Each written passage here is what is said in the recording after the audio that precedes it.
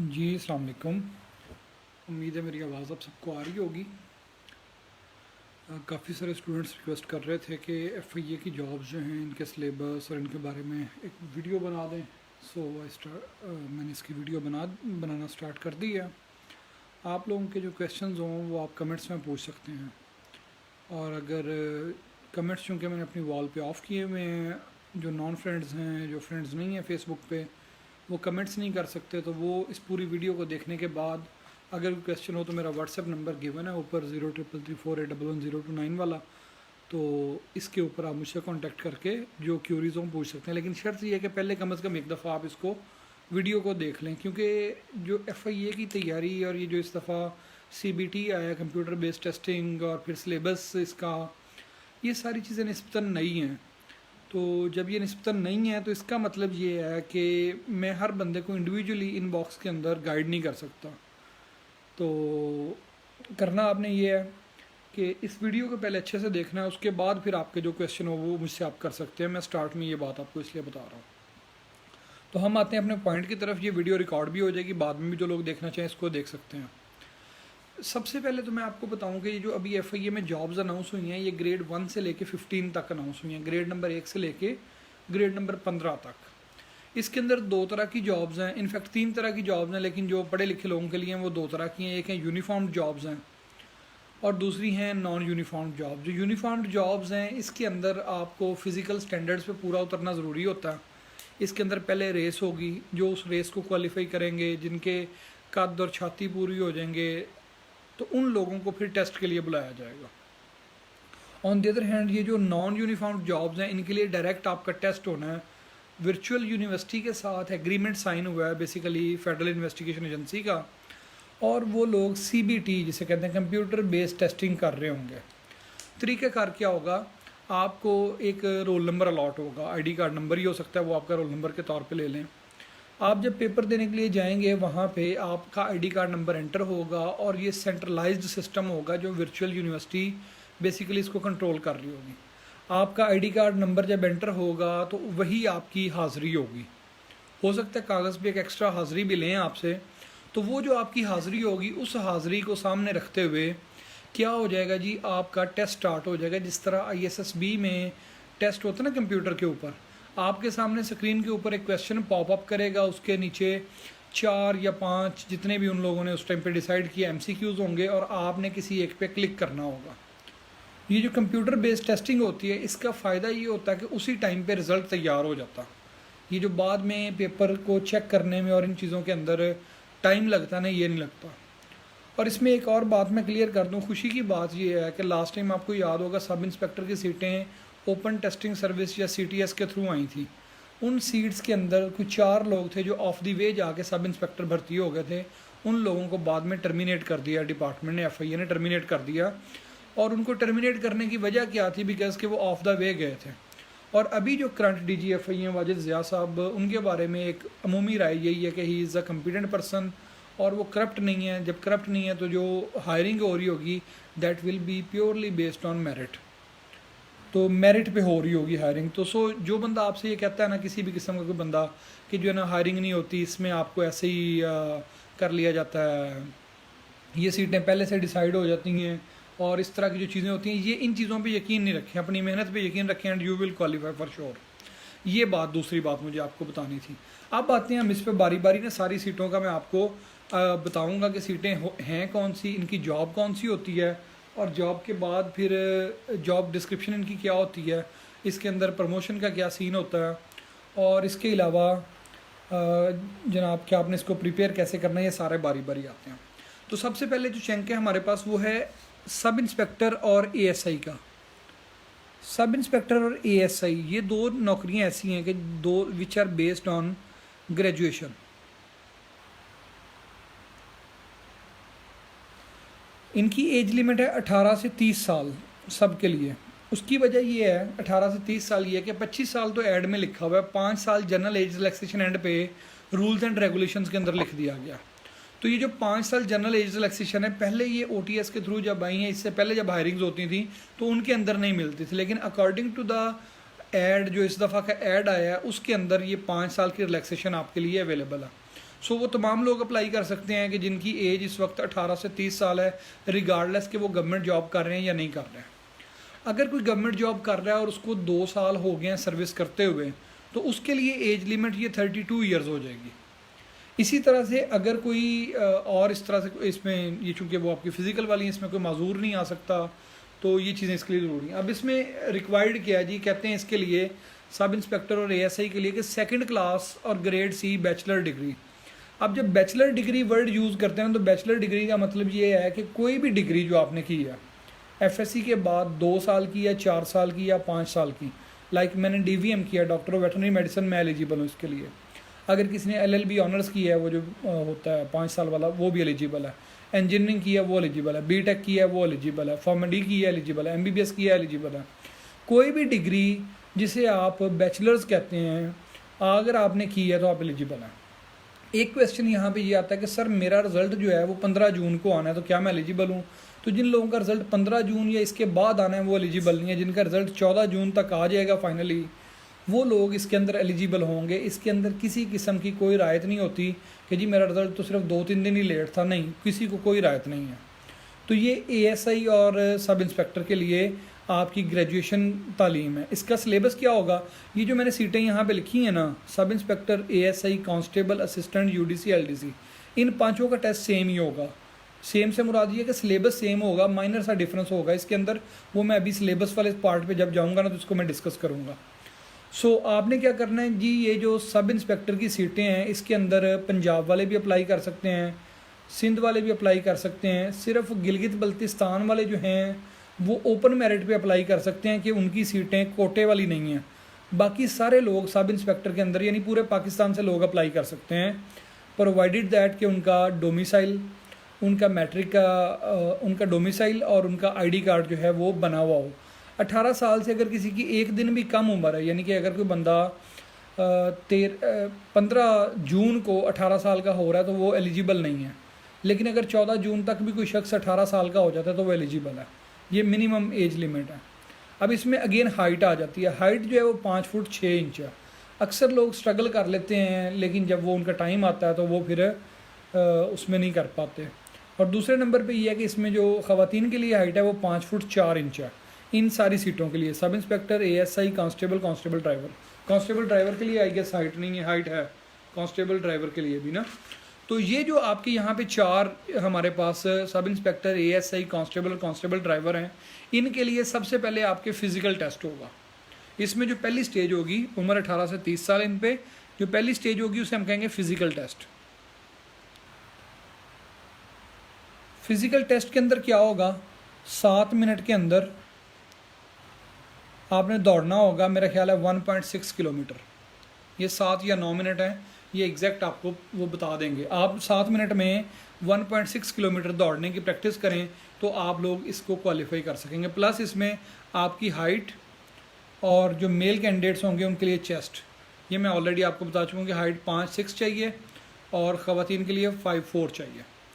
तो ये चीज़ें आप क्लियर करेंगे ना तो फिर आपको वो दूसरी स्टेज पे बुलाएंगे जिसे हम कहते हैं CBT, computer based testing.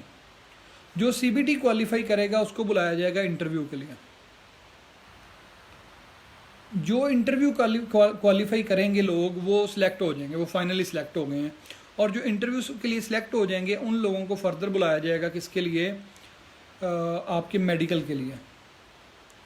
Medical कहाँ पे होगा, लाहौर वालों के लिए सर्विसेज हॉस्पिटल में हो सकता है, इस्लामाबाद वालों के लिए पॉलीक्लिनिक में हो सकता है, और इस तरह से हर शहर का अपना मेडिकल होगा। आपके ज़िम्मे जो काम है ना वो ये 3 है, 1, 2 और 3। ये मेडिकल जो चौथे वाला है इसका बंदोबस्त डिपार्टमेंट खुद करेगा जो एलोकेट हो जाएंगे। और उसके बाद फिर आपके नंबर 5 पे क्या होगी, ट्रेनिंग होगी।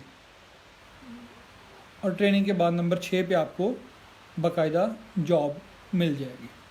तो ये प्रोसेस है इसका। ये जो 4 सीटें मैंने आपको बताई हैं ये है आपका यूनिफॉर्म जॉब्स के लिए प्रोसेस के। सबसे पहले आपने क्या करना है, फिजिकल टेस्ट देना है जिसके अंदर 7 मिनट के अंदर आपने 1.6 किलोमीटर दौड़ना है। जो लोग दौड़ेंगे इस दौड़ को क्वालिफाई करेंगे और फिर हाइट और चेस्ट उनकी पूरी होगी तो वो लोग फिर क्या कर सकेंगे, सीबीटी में जा सकेंगे, कंप्यूटर बेस्ड टेस्टिंग के अंदर। जो सीबीटी में चले जाएंगे फिर वो इंटरव्यू के लिए जो इसको क्वालिफाई करेंगे उसको हम, ये सीबीटी का जो सिलेबस है बेसिकली ये और ये 2 चीज़ें, इनकी तैयारी आपने अच्छे से करके जानी है, तो तब जाके आप क्या कर सकेंगे, इसमें क्वालिफाई कर सकेंगे। ये CBT जो होगा इसका एक सिलेबस होगा, और इंटरव्यू जो होता है इसके लिए आपको मॉक इंटरव्यू देने पड़ते हैं ताकि आप वहाँ पे जो गलतियाँ होती हैं वो ठीक कर सकें।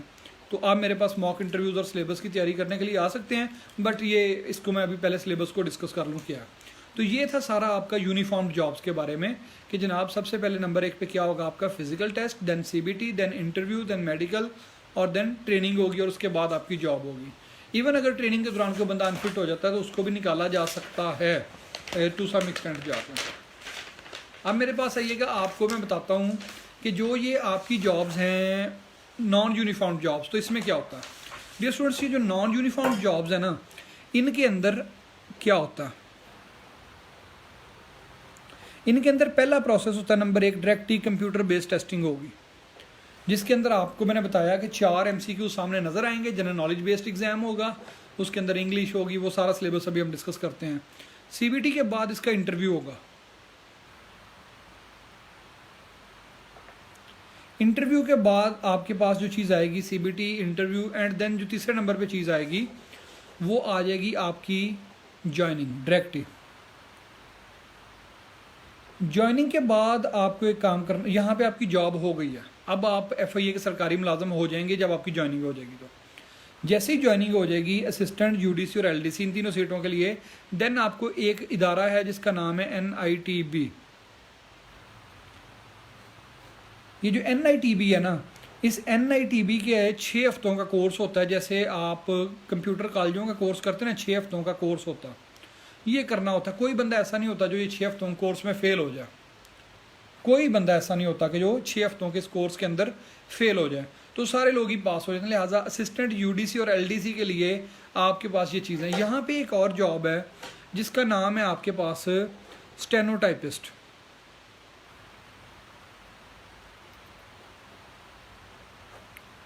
स्टेनोटाइपिस्ट ग्रेड 14 की जॉब है। स्टेनोटाइपिस्ट के लिए आपके पास 2 चीज़ें होनी चाहिए। नंबर 1 आपके पास टाइपिंग स्किल्स होने चाहिए। नंबर 2 आपको शॉर्ट हैंड आता होना चाहिए। ये शॉर्ट हैंड जो है ना, स्पेसिफिक तरह की तैयारी है। स्टेनो का बाकायदा एक कोर्स होता है, तो ये जिस बंदे की तैयारी नहीं है ना, वो स्टेनोटाइपिस्ट पे अप्लाई ना करे जिसने शॉर्ट हैंड नहीं सीखी हुई। शॉर्ट हैंड क्या होती है, ऐसे लाइनों के अंदर ना पूरे जुमले आपने लिखने होते हैं और उन लाइनों की मदद से ही आप बाद में ट्रांसलेट करते हैं उनको। तो शॉर्ट हैंड जो है ये स्पेसिफिक टाइप की चीज़ है, तो जिसने शॉर्ट हैंड नहीं सीखी उसे स्टेनोटाइपिस्ट पे अप्लाई करने का कोई फ़ायदा नहीं है, उसको बिल्कुल भी ये अप्लाई नहीं करना चाहिए। सो ये थी हमारी जनरल जॉब्स जो थी ऑफिसर रैंक की। अब यहाँ पे मैं नीचे आपको लोअर लेवल की जो जॉब्स हैं उनका भी मैं आपको बता देता हूँ, जिसमें हमारे पास कौन कौन सी जॉब्स आती हैं लोअर लेवल पे। हमारे पास पहले नंबर पे आती है स्टाफ कार ड्राइवर है। तो इसका जो टेस्ट होगा, इसमें ये बताता चलूँ, स्टाफ कार ड्राइवर यानी कि जिसने कार को रन करना होता है किसी भी ऑफिसर की, तो ये ग्रेड 4 की सीट है। इसके लिए आपका ड्राइविंग टेस्ट ही होना है। उसके बाद आपके पास डिस्पैच राइडर आता है, इसे नायब कासद कहते हैं, डिस्पैच राइडर। और इसी तरह से डिस्पैच राइडर जो होता है इसके साथ, इसको कासिद कह लें, उसके साथ नायब कासिद होता है। ये सारी वो जो कह लें कि PN टाइप जॉब्स होती हैं। फिर एक कुक आता है, इसके अंदर कुक की कुछ सीटें अनाउंस हुई हैं। फिर चौकीदार की सीटें हैं, एंड देन स्वीपर की। एज लिमिट इन सब के लिए, स्टाफ कार ड्राइवर के लिए 18 से 35 साल है, और बाकी इसके लिए भी 18 से 35 साल है डिस्पैच राइडर के लिए, और बाकी सब के लिए 18 से 30 साल उम्र है। नायब कासिद के लिए इन 2 के लिए 18 से 35 साल उम्र है, बाकी सब के लिए 18 से 30 साल उम्र है। अब नायब कासिद, कुक, चौकीदार, स्वीपर, ये जो चारों होनी है, इसमें कुक का तो वो टेस्ट लेंगे हल्का फुल्का सा ना, कुछ पकवा के चेक करेंगे, जो पास करेंगे उनको रख लेंगे। चौकीदार, स्वीपर और नायब कासिद, इन तीनों की जो जॉब होगी वो कुरान अंदाजी के थ्रू होती है। यानी कि आप लोगों ने अप्लाई कर देना है, इसका कोई टेस्ट नहीं होना। वहाँ पे इस्लामाबाद में आपके वो सारे नामों की पर्चियाँ बना के कंप्यूटराइज्ड कुरान अंदाजी होगी, जिन लोगों का नाम आ जाएगा उन लोगों को इसमें सिलेक्ट कर लिया जाएगा। तो लिहाजा नायब कासिद, चौकीदार और स्वीपर के लिए कुरान अंदाजी से होनी है। स्वीपर के लिए तो आमतौर पर कैंडिडेट्स ही कम होते हैं जितने रिक्वायर्ड होते हैं, तो वो आमतौर पर वैसे ही हो जाती है। अलबत्ता स्टाफ कार ड्राइवर और डिस्पैच राइडर के लिए भी कुरानंदाजी के थ्रू होनी है। स्टाफ कार ड्राइवर के लिए आपको ये आना चाहिए कि आप कैसे ये करते हैं। अलबत्ता चूँकि ये हमारे टेस्ट से मुतल्लिका नहीं है तो मैं इसके मुतल्लिक ज़्यादा बात नहीं करूँगा। नंबर 1 हमारा ये हो गया तारुफ। अब आ जाए मेरे पास अप्लाई करने का तरीक़ाकार। हमारा अगला क्वेश्चन है कि अप्लाई कैसे करें जी। नौकरियों का तो हमें पता चल गया, ये हैं जिन जिन सीटों पे आप एलिजिबल हैं, आप एट ए टाइम एक से ज़्यादा सीटों पे अप्लाई कर सकते हैं। आप एक से ज़्यादा सीटों पे अप्लाई कर सकते हैं। ये नहीं कि आप अगर एलिजिबल हैं कि किसी एक सीट पे कर सकते हैं। FIA में अप्लाई कैसे करें, ये हमारा अगला क्वेश्चन है। तो अप्लाई करने के लिए सबसे पहले आपको क्या करना पड़ेगा, आपको जाना पड़ेगा, एक वेबसाइट है जिसका नाम है jobs.fia.gov.pk।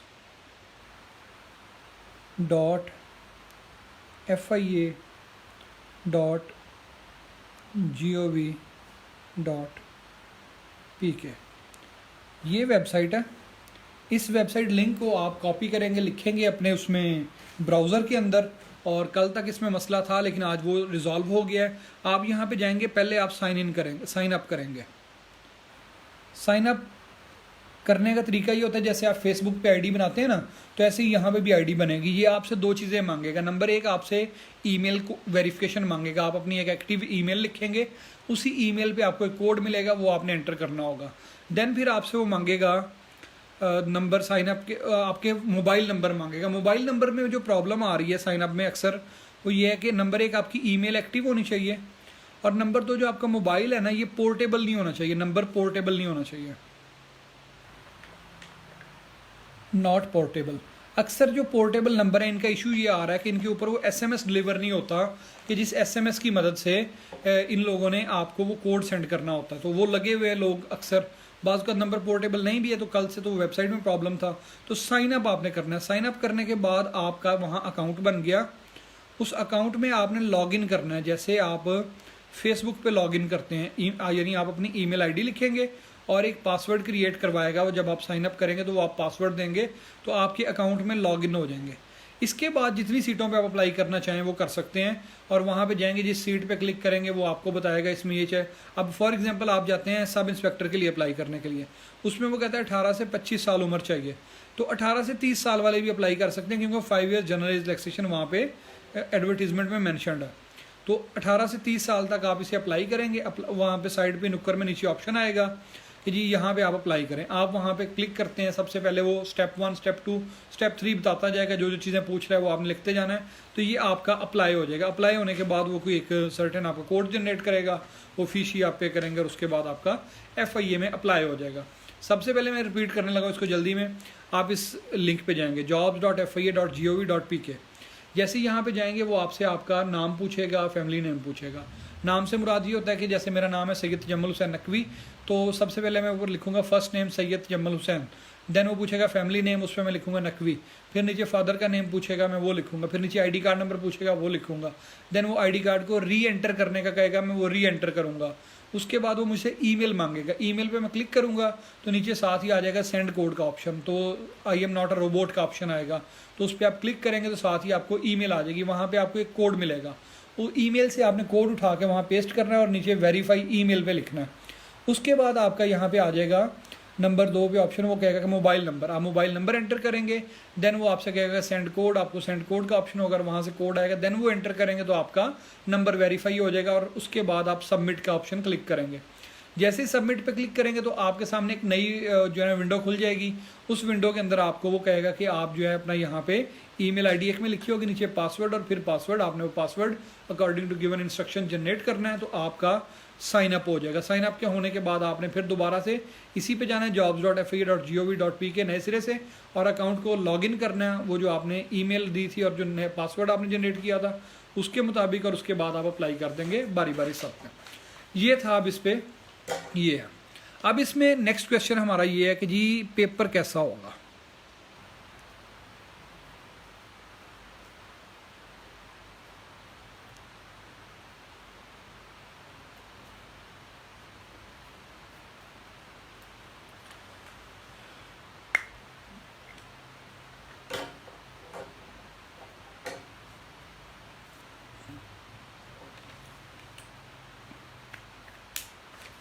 FIA का पेपर कैसा होगा? नंबर 1, ये जनरल नॉलेज पर मुश्तमिल होगा,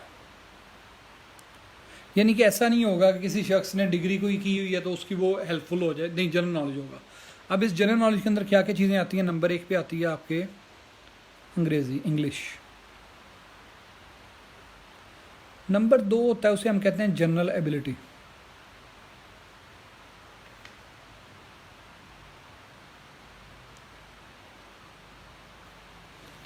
नंबर 3 पे जो चीज़ आएगी वो आएगी जनरल एबिलिटी के बाद अंग्रेज़ी, जनरल एबिलिटी। ये जनरल एबिलिटी जो होती है ना, ये रियाजी प्लस एप्टीट्यूड के क्वेश्चंस होते हैं, जो भी मैथ की तरह के ही होते हैं। इसके बाद हम आपके पास आएगी इस्लामियात। इनको कैसे पढ़ना है हर सब्जेक्ट में डिटेल्ड बताता हूँ अभी। उसके बाद आएगी मुतालिया पाकिस्तान।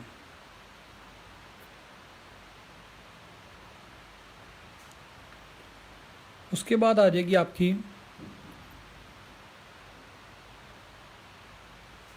कंप्यूटर। फिर आ जाएगा एवरीडे साइंस, जिसे आप जनरल साइंस कहते हैं। फिर आ जाएगा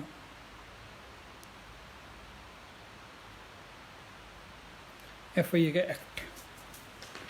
मैं देख लूँ कुछ चीज़ मिस तो नहीं होगी इसके अंदर। हाँ,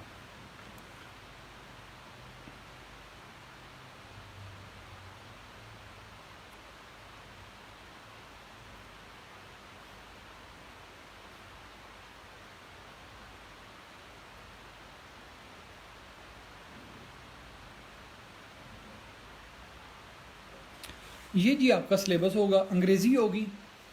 अब मैं इसको बारी बारी एलेबोरेट करने लगा। अंग्रेज़ी में क्या आएगा मेरे साथ, आप इस वीडियो को बार बार रिवाइंड करके देख सकते हैं। मैं लिख देता हूँ, बोल देता हूँ जल्दी में। सबसे पहले आएंगे पार्ट्स ऑफ स्पीच अंग्रेज़ी के। उसके बाद आएंगे टेंसेस। टेंसेस के बाद आपके पास आएंगे active voice, passive voice. Number 4 पे आएगा नरेशन। नंबर 5 पे आपके पास आ जाएगी पंक्चुएशन।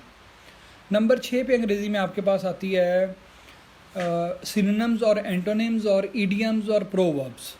ये सारी चीज़ें जो है ना साथ साथ चलेंगी, ये वोकैबुलरी से मुतल्लिका चीज़ें हैं।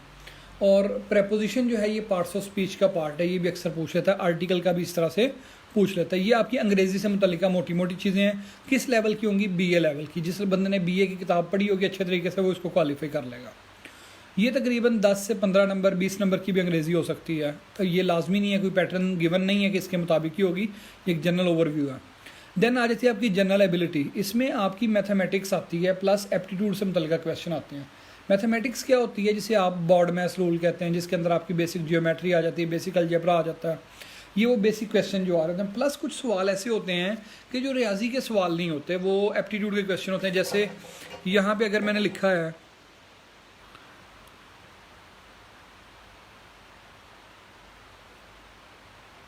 तो नेक्स्ट नंबर क्या होगा, इसको बोलते हैं नंबर सीरीज़। अब 3 और 5 के दरमियान 2 का फ़र्क है, इसके दरमियान 3 का फ़र्क है, इसके दरमियान 4 का फ़र्क है, तो 12 और 5 अगला नंबर 17 होगा। अब ये 17 कैसे आया है ये आपने सीखना है। ये ऐसे क्वेश्चन होते हैं एप्टीट्यूड के। प्लस इसमें एज प्रॉब्लम्स आ जाती हैं, टनल्स प्रॉब्लम्स आ जाती हैं। ये तकरीबन 20 के करीब टॉपिक्स हैं इसके ना। कितने टॉपिक्स हैं? 20 टॉपिक्स हैं।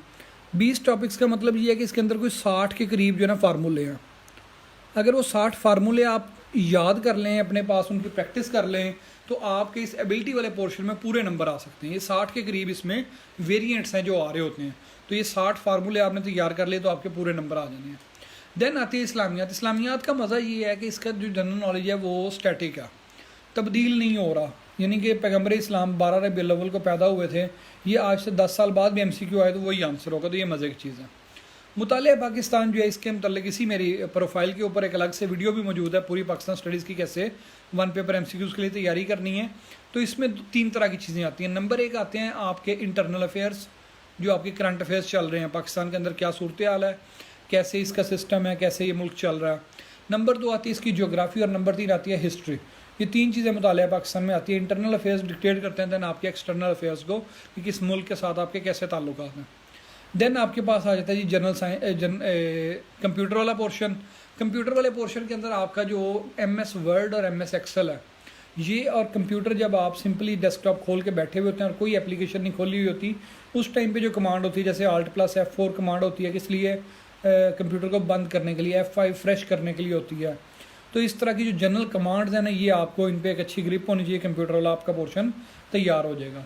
जनरल साइंस आता है, जनरल साइंस के अंदर आपके अंदर basics of physics, chemistry, biology, ये सारी जनरल साइंस के अंदर आती हैं। प्लस इसके अंदर फूड साइंस आ रही है, फिजियोलॉजी ऑफ ह्यूमन बॉडी आ रही है, एनवायरमेंटल साइंस आ रही है, और प्रोसेसेस ऑफ ऑल द जो प्रोसेसेस हैं नेचर के वो आ रहे होते हैं, वो आपको डिटेल पता होने चाहिए।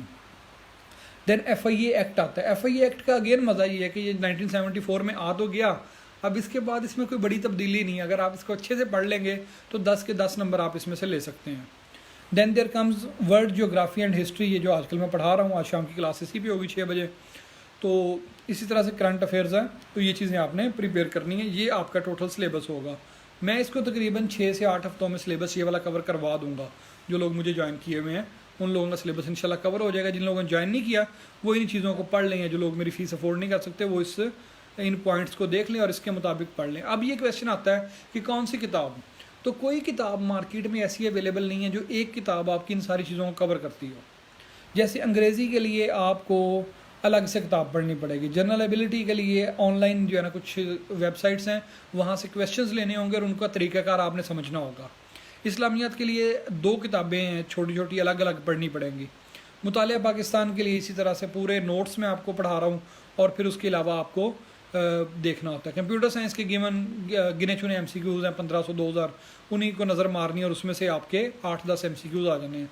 अगेन जनरल साइंस, अब जनरल साइंस में फिजियोलॉजी ऑफ ह्यूमन बॉडी पे जब हम लोग स्टूडेंट थे तो वेटरनरी मेडिसिन में मेरी डिग्री है, लेकिन फिजियोलॉजी ऑफ ह्यूमन बॉडी पढ़ी तो उस पर 2200 सफ़ों की किताब थी जो हमने पढ़ी थी। लेकिन आप 2200 सफ़ों की किताब नहीं पढ़ सकते 3 नंबर 2 नंबर के MCQs के लिए, तो वो मैं बता रहा हूँ कितना पढ़ना है आपने। इस तरह से आपका FIA एक्ट है, मैंने बताया कि छोटा सा एक्ट है, चंद सफ़े हैं, उसको अच्छे से पढ़ लेंगे या मैं पढ़ाऊँगा क्लास में तो आपके 10 में से 10 नंबर भी आ सकते हैं इसके।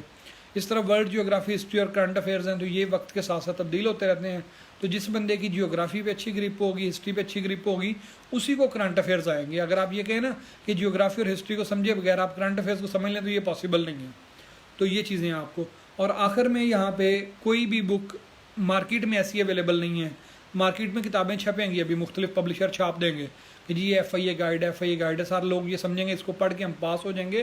तो एक्चुअली कोई भी उस किताब को पढ़ के पास नहीं होगा। आपको पढ़ने के लिए ज़रूरी है कि आप लोग क्या हो जाएं, उसको अच्छे से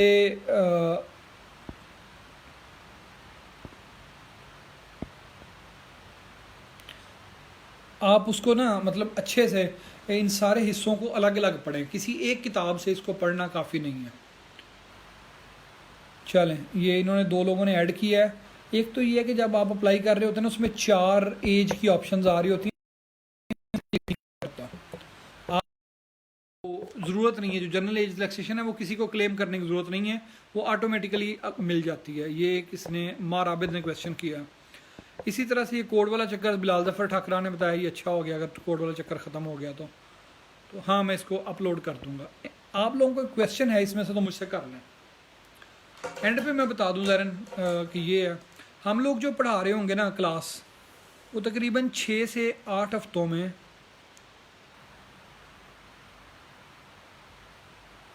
6 से 8 हफ्तों में सिलेबस ख़त्म करेंगे, ये जो हम गिवन है। मेरे पास क्लास के अंदर इस टाइम पे 30 बंदे हैं।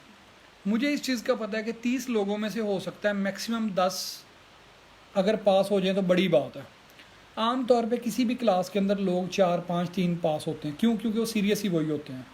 बाकी जो लोग होते हैं वो सीरियस नहीं होते, वो समझते हैं कि हमने टीचर को फ़ीस पे कर दी है और फ़ीस पे करने की वजह से हम लोगों को क्या हो जाएगा कि हम पास हो जाएंगे।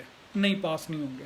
जिन लोगों ने यूनिफॉर्म जॉब्स पे अप्लाई करना है वो इन पे sub inspector, ASI, constable driver पे, तो ये आज से रनिंग स्टार्ट कर दें। डेली रनिंग किया करें और अपनी 7 मिनट के अंदर 1.6 किलोमीटर की रनिंग की प्रैक्टिस करें। और जब आप इस फेज़ को क्वालिफाई करेंगे तो आप CBT के लिए आएंगे। लेकिन प्रॉब्लम ये है, जो लोग इसको क्वालिफाई करेंगे तो CBT की तैयारी के लिए उस टाइम पे इतना पीरियड नहीं मिलेगा। सो दोनों चीज़ें आपको, फिजिकल टेस्ट और कंप्यूटर बेस्ड टेस्ट, इन दोनों की तैयारी साथ साथ करनी पड़ेगी। अगर इनकी साथ साथ तैयारी नहीं करेंगे तो आपके लिए मुश्किल हो जाएगी। हम इसका सिलेबस 6 से 8 हफ्तों में कवर करेंगे। अगर एग्ज़ाम जल्दी हो जाता है तो हम इस पर अभी आपके पास 2 हफ्ते हैं अप्लाई करने के, आज से ऑनवर्ड तकरीबन 14 तारीख तक। उसके बाद आपके पास 21 तारीख तक टाइम होगा कि अगर कोई गलती हो गई है, कोई चीज़ उसके अंदर आपके है, तो आप 21 तारीख तक उसको कर सकते हैं। 21 के बाद फिर ये लेटर्स लिखेंगे। पुलिस वो जो होती है, जैसे लाहौर में मेरे ख्याल है कज़ाफ़ी स्टेडियम में दौड़ लगती है, किसी भी स्टेडियम में दौड़ लगवाएंगे, तो जो डिस्ट्रिक्ट पुलिस होगी उसकी मदद से आपकी दौड़ चेक की जाएगी और वो सारा फिजिकल टेस्ट होगा। देन जो उसको क्वालिफाई करेंगे तो वो लोगों को फिर बुलाया जाएगा फॉर कंप्यूटर बेस्ड टेस्टिंग के लिए, और जब आप उसको क्वालिफाई कर लेंगे तो फाइनली इंशाल्लाह आप लोग इंटरव्यू के लिए आ जाएंगे। इंटरव्यू की तैयारी इंटायरली डिफरेंट है। 6 से 8 हफ्तों में हम सिलेबस कवर करेंगे। जो मेरे स्टूडेंट मेरे पास पढ़ रहे हैं, जब वो इंटरव्यू की तैयारी रिटन क्वालिफाई करेंगे तो इंटरव्यू की तैयारी के लिए हम उनसे कोई चार्जेस नहीं लेते हैं अलग से। तो आप लोगों ने क्या करना है, इसको देख लेना। बाकी आप लोगों को कोई क्वेश्चन हो, मैंने बताया कि वीडियो देखने के बाद आप मुझसे पूछ सकते हैं। अभी कोई क्वेश्चन है तो मुझसे कर लें, अदरवाइज़ मैं इसको ख़त्म करके रिकॉर्ड कर देता हूँ। बिलाल ज़फ़र ठाकरा पूछते हैं जी, पुलिस करैक्टर सर्टिफिकेट की ज़रूरत है? नहीं जी, इस वक्त कोई ज़रूरत नहीं है। जब आपका ये फेज़ यहाँ चलेगी ना मेडिकल वाली, तो मीनवाइल वो खुद ही उस टाइम पे करैक्टर सर्टिफिकेट आपका बनवा लेंगे, आपको अलग से कोई चीज़ नहीं देनी पड़ेगी। Any other question?